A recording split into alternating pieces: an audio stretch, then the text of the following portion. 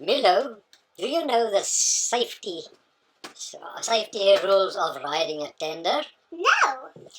Well, before you get on, you must check if the pontoons are blown up.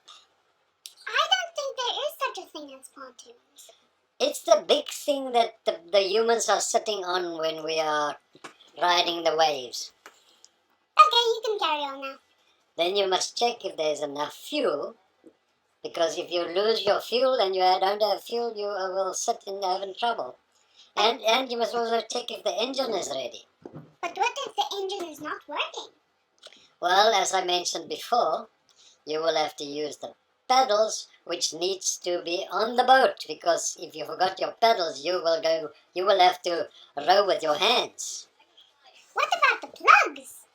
Oh yes, do you remember that plug? Last time we didn't put it in and suddenly the water just came in dramatically.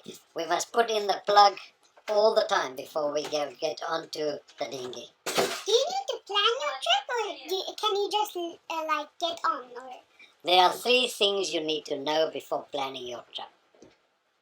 Check the tide, because high tide, large waves. Check the weather, because suddenly if the wind starts blowing, it can blow you deep into the sea.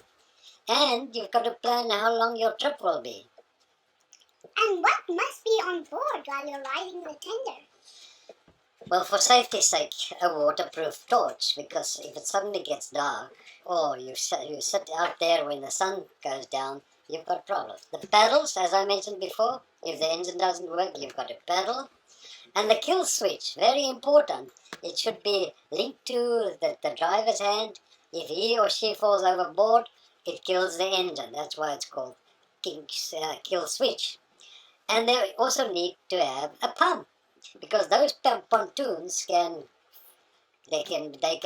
damaged, and then they lose oxygen, or they lose pressure, and we've got to then pump them with the pump. And the fuel tanks. You must make sure that you've got your fuel tank on board, otherwise just that little bit in the engine will work. All of these are very important to have on your tender. Are there any rules while riding in a harbor? Oh yes, remember, it's a no-wake zone, which means don't make waves. It rocks everyone around if you make waves there. Oh, I thought no wake zones means you are not allowed to be loud enough to wake somebody. And also, are there any rules while riding?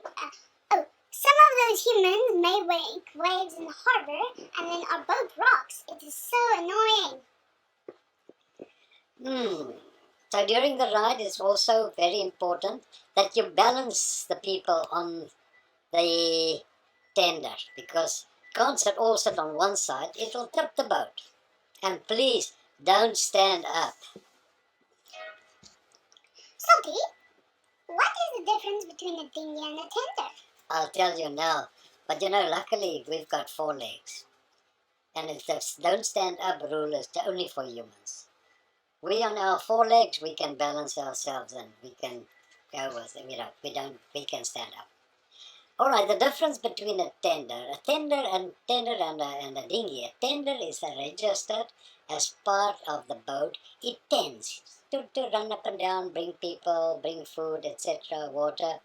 And the dinghy is registered as a separate from the boat. And that means they can go fishing with it, they can go pleasure riding with it, and it's got a different registration.